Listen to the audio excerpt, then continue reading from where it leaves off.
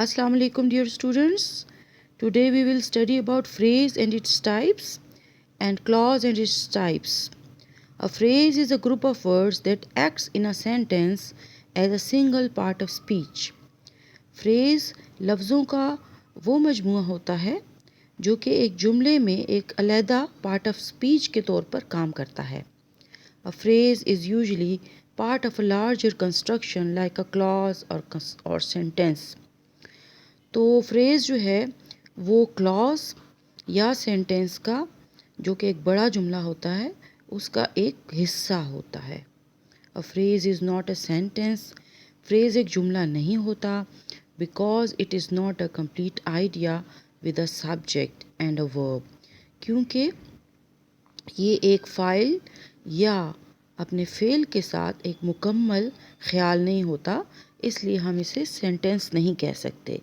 यानी phrase sentence नहीं हो सकता. फ्रेज़ जो है एक बड़े पार्ट क्लॉज या सेंटेंस का हिस्सा होता है और फ्रेज़ जो है वो ग्रुप ऑफ वर्ड्स है और वो सिंगल पार्ट ऑफ स्पीच के तौर पर सेंटेंस में काम करता है.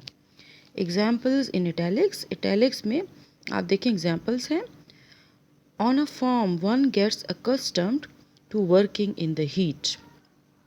यहाँ पे हम देखते हैं कि working in the heat जो है इटैलिक्स में है. एक फार्म के ऊपर, खेत के ऊपर कोई भी शख्स गर्मी में काम करने का आदी हो जाता है. तो यहाँ पर हमारे पर फ्रेज़ क्या है? Working in the heat. यानी ये लफ्ज़ों का मजमुआ है लेकिन अलग से कोई मीनिंग नहीं देता. Example number 2. By mid summer the corn was in tassel. Summer के दरमियान में यानी गर्मियों के दरमियान में मकई जो है वो एक टेसल में थी, यानी एक बर्तन में थी. तो यहाँ पे बाय मिड समर ये लफ्ज़ों का मजमुआ है लेकिन अलग से अगर हम इसको देखें सेंटेंस में तो ये अलग से मुकम्मल मीनिंग नहीं दे रहा. तो ये हमारे पास फ्रेज़ है. जो भी इटैलिक्स में है यानी टेढ़े टेढ़े जो लिखे हुए हैं सेंटेंस में वर्ड्स वो फ्रेज़ होंगे. Learning a new language is difficult for many people.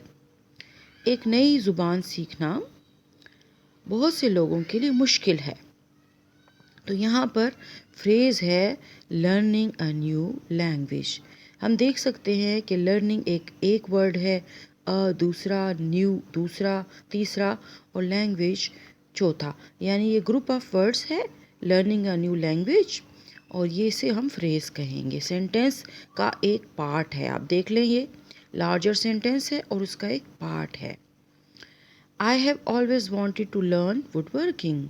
मैं हमेशा से चाहता था या चाहती थी कि मैं लकड़ी का काम सीखूं. तो यहाँ पर देखें लर्न वुड वर्किंग जो है वो इटैलिक्स में है.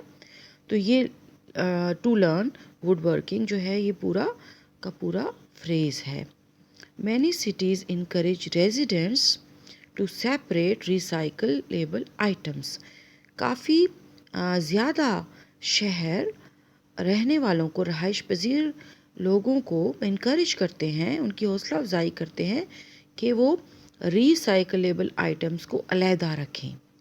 तो यहाँ पे टू सेपरेट रिसाइकलेबल आइटम्स जो है ये हमारे पास फ्रेज़ है.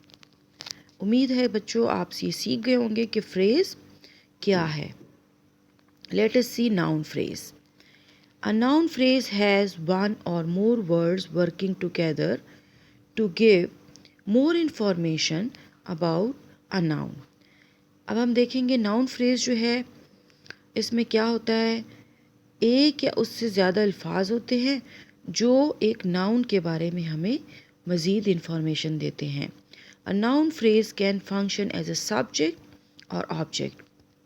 नाउन फ्रेज़ जो है वो फ़ाइल या मफ़ूल दोनों के तौर पर काम कर सकती है. Examples in italics. All my dear children. तो चिल्ड्रन नाउन है, ऑल माई डियर इसके साथ फ्रेज़ आ गई तो ये कंप्लीट नाउन फ्रेज़ है. The information age. तो इंफॉर्मेशन जो है हमारे पास फ्रेज़ है और एज नाउन है. 17 hungry lions in the rocks. चट्टानों में 17 भूखे शेर. यहाँ पे 17 भूखे शेर यानी 17 भूखे हमारे पास यानी 17 हंग्री नाउन फ्रेज है। लाइन के साथ huge and muddy hippos in the river, हम पिक्चर में देख भी सकते हैं हंग्री लाइन को और हिप्पो को, ठीक है। Huge and muddy hippos in the river, बहुत बड़ा और कीचड़ आलूद मट्टी आलूद हिप्पो रिवर में।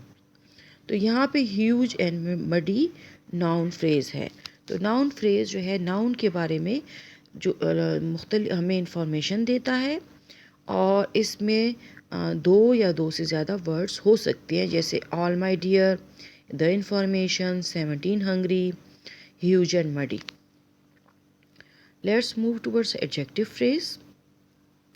In an adjective phrase, one or more words work together to give more information about an adjective. अच्छा, एडजेक्टिव फ्रेज जो है ना, ये हम समझ लें कि ये एडजेक्टिव के बारे में हमें मज़ीद इंफॉर्मेशन दे रही है। ये वाली फ्रेज इसको अच्छी तरह समझना चाहिए। Let's see examples. Examples in italics. So very sweet यानी कितना मीठा, थोड़ा। सो वेरी स्वीट काफ़ी मीठा। अर्नेस्ट इन हर डिज़ायर, तो यहाँ पे स्वीट एडजेक्टिव है ना हमारे पास, इसी तरह अर्नेस्ट एडजेक्टिव है। तो इन हर डिज़ायर, तो अर्नेस्ट जो है हमने देखा कि एडजेक्टिव की थर्ड डिग्री हो रही है यानी सुपरलेटिव डिग्री। तो यहाँ पर एडजेक्टिव फ्रेज है earnest in her desire. Very happy with his work, तो यहाँ पर वेरी हैप्पी है यानी हैप्पी जो है उसके बारे में बात हो रही है कि वो अपने काम के साथ कितना खुश है। Seemingly disgruntled with the result, बहुत ज़्यादा खफा अपने रिज़ल्ट के साथ। तो यहाँ पे हमारे पास जो वो देख सकते हैं हम कि कौन सा वर्ड जो है यहाँ पर एडजेक्टिव फ्रेज है। सीमिंगली मतलब डिसग्रंटल्ड जो हमारे पास था एडजेक्टिव, तो इसके साथ सीमिंगली आ गया, तो ये हो गए adjective phrase. verb phrase. A verb phrase has one or more words working together to give more information meaning to a verb. अच्छा, verb phrase जो है वो यही बात है कि एक या दो से ज़्यादा वर्ड्स होते हैं जो साथ काम कर रहे होते हैं और वर्ब के मीनिंग को और भी इन्हेंस करते हैं। A verb phrase consists of the verb plus any auxiliary और हेल्पिंग वर्ब्स। अब वर्ब फ्रेज में क्या होता है, वर्ब में मौजूद होता है ऑक्सिलरी या helping verb. The most common are forms of be and have, ज़्यादातर तो फॉर्म्स ऑफ बी होंगे यानी is, am, are, was, were वगैरह, विल वगैरह, और हैव की फॉर्म्स। Examples in italics. अब हम देखते हैं इटैलिक्स में कौन सी एग्जाम्पल्स हैं। We will weed the vegetable garden this morning, हम जो है वेजिटेबल गार्डन को इस सुबह वीड करेंगे, मतलब ये कि उसमें खुदाई वो करेंगे, उसको पूरी तरह से खुरपी चलाकर उसको ऊपर नीचे करेंगे। See the picture. ओके, तो यहाँ पर विल वीड, ठीक है, तो हमारे पास वीड वर्ब है तो इसके साथ विल लग गया, ठीक है, तो विल वीड जो है हमारे पास वर्ब फ्रेज हो गई। Sandra has already weeded all the peppers and the tomatoes. Sandra ने पहले से ही तमाम पेपर्स और टोमेटोज़ को वीट कर लिया है, यानी उनको निकाल लिया वीट करके। अच्छा, तो यहाँ पर हैज़ ऑलरेडी, हैज़ और वीडिड, यानी हैज़ वीडिड जो है वो हमारे साथ जो बन रहा है वो वर्ब फ्रेज है। We were weeding the flower beds when the rain started. जब बारिश शुरू हुई तो हम फ्लावर बेड्स को वीड कर रहे थे, तो वर्ब वीडिंग जो है हमारे पास वर्ब फ्रेज है। I was running in my dream, तो यहाँ पर वॉज रनिंग वर्ब फ्रेज है कि मैं अपनी ख्वाब में दौड़ रहा था, ठीक है। तो I hope that you have understood. Let us move towards adverb phrase. Adverb phrase क्या है, let's see. An adverb phrase gives more information about an adverb. अब adverb phrase जो है हमें adverb के बारे में इंफॉर्मेशन दे रहा है। An adverb phrase modifies a verb, adjective और अनदर एडवर्ब। एडवर्ब फ्रेज बिल्कुल एडवर्ब की तरह ही एक वर्ब को या एडजेक्टिव को या दूसरे एडवर्ब को मॉडिफाई करेगा। Examples in italics. इटैलिक्स में एग्जाम्पल्स है स्पेशली सॉफ्टली, ख़ास तौर पर नरम। ठीक है, तो ये सॉफ्टली हमारे पास एडवर्ब है और स्पेशली जो है वो हमारे पास फ्रेज लग गई, यानी इंफॉर्मेशन मज़ीद हमें मिली है एडवर्ब के बारे में सॉफ्टली कि वो ख़ास तौर पर सॉफ्टली है। Formerly of the city of Perth. अच्छा, पहले जो है सिटी कैसा था, फॉर्मरली जो सिटी था, किस सिटी की बात हो रही है, वो पर्थ की सिटी की बात हो रही है। तो फॉर्मरली हमारे पास एडवर्ब है और पहले पहले क्या होता था, कौन सी हमने मज़ीद इंफॉर्मेशन एडवर्ब के बारे में हासिल की कि वो सिटी ऑफ पर्थ था, यानी सिटी ऑफ पर्थ यहाँ पर फ्रेज है। Much too quickly to see clearly. अच्छा, क्विकली एडवर्ब है तो मच टू बहुत ज़्यादा तेज़ ना, मतलब थोड़ा ज़्यादा तेज़, वाज़े तौर पर देखने के लिए, तो वो तेज़ तेज़ जो कुछ कर रहे थे, भाग रहे थे या जो भी है, तो मच टू यहाँ पर एडवर्ब फ्रेज है। Let us move towards prepositional phrase. A prepositional phrase is a group of words that begins with a preposition. तो हमारे पास prepositional phrase क्या है, जो कि वही ग्रुप ऑफ वर्ड्स है जो कि एक preposition से स्टार्ट होता है। A prepositional phrase ends with a noun or a pronoun, और prepositional phrase के आखिर में noun या pronoun होता है। ठीक है, दिस नाउन और pronoun is called the object of the preposition, और इस नाउन या प्रोनाउन को प्रेपोजिशन का ऑब्जेक्ट कहा जाता है। Examples in italics, the new picture Hanks on the wall. Wall is the object of the preposition on, तो हम नई तस्वीर जो है वो वॉल पे लटकी हुई है। ठीक है, तो वॉल इसका ऑब्जेक्ट है प्रेपोजिशन का, तो यहाँ पे ऑन द वॉल हमारे पास क्या है, प्रेपोजिशनल फ्रेज है। The room beside the kitchen is empty. Kitchen जो है वो हमारे पास ऑब्जेक्ट ऑफ द प्रेपोजिशन है, और प्रेपोजिशन जो है हमारे पास क्या है, बिसाइड द किचन। तो बिसाइड का जो है ऑब्जेक्ट जो है किचन है, तो बिसाइड द किचन जो है हमारे पास प्रेपोजिशनल फ्रेज है। बिसाइड हमारे पास प्रेपोजिशन था। That puzzle is too difficult for me. वो पज़ल मेरे लिए बहुत ज़्यादा डिफ़िकल्ट था। तो फॉर मी जो है हमारे पास ऑब्जेक्ट है फॉर का, प्रेपोजिशन का, और for me prepositional phrase. Let's see clause. Clause is a group of words that has a subject and a verb. ये बहुत क्लियरली आप जानते हैं कि क्लॉज जो है वो ग्रुप ऑफ वर्ड्स है जिसमें सब्जेक्ट और वर्ब होता है, यानी फेल भी होता है और फाइल भी। A clause can function as a sentence by itself. एक क्लॉज जो है ना खुद से भी सेंटेंस के तौर पे काम कर सकती है और as part of a sentence या फिर एक सेंटेंस का पार्ट भी हो सकती है। There are two types of clauses, main और independent clause. An independent clause has a subject and verb and expresses a complete thought. ठीक है, जो भी इंडिपेंडेंट क्लॉज होती है उसमें सब्जेक्ट होता है, वर्ब होता है और इसमें एक कंप्लीट थॉट होती है। ठीक है, और ये एक कंप्लीट सेंटेंस भी होता है। Every sentence must have at least one main clause, और ये भी सही बात है कि हर सेंटेंस में कम से कम एक मेन क्लॉज तो होना ही चाहिए। सेकेंड क्लॉज डिपेंडेंट और subordinate clause has a subject and verb. इसमें भी सब्जेक्ट और वर्ब होता है but does not express a complete thought, लेकिन ये एक कंप्लीट थॉट को एक्सप्रेस नहीं करता, कंप्लीट थॉट को एक्सप्रेस नहीं करता।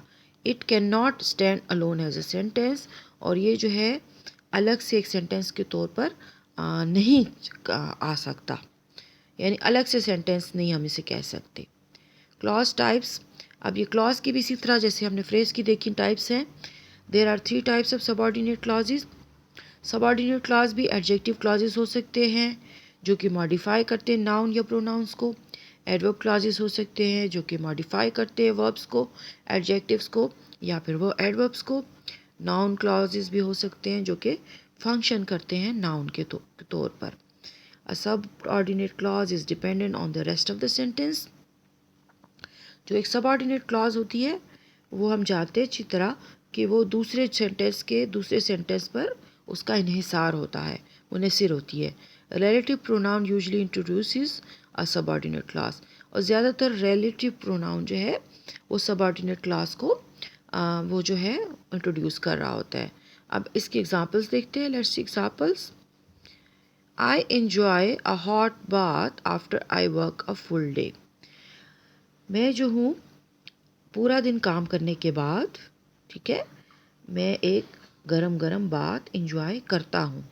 तो हम देखेंगे मेन क्लास है आई इंजॉय हॉट बाथ, ठीक है। After I work a full day, ये हमारे पास सबऑर्डिनेट क्लास है। सबऑर्डिनेट क्लास अकेले काम नहीं करता और फुल सेंटेंस नहीं होता। जैसे अब अगर हम after I work a full day को ले लें तो पता चलेगा कि ये अकेले कोई मीनिंग नहीं दे रहा, ये सबऑर्डिनेट क्लास है और मेन क्लास के साथ मिलकर ही आएगा। Example number 2, bath salts that energise are my favourite. अच्छा, bath salts are my favourite, ये हमारे पास इंडिपेंडेंट या मेन क्लॉज है, और दैट एनर्जाइज हमारे पास सबऑर्डिनेट क्लास है।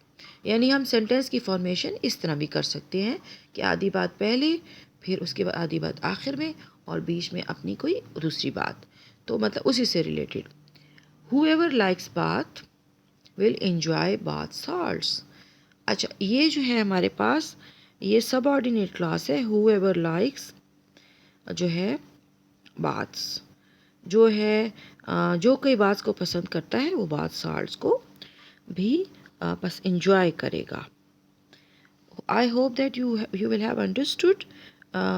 You were asking about phrase and clauses again and again, so I have made the video, so watch it and learn it, and if you have any question you can ask in the class.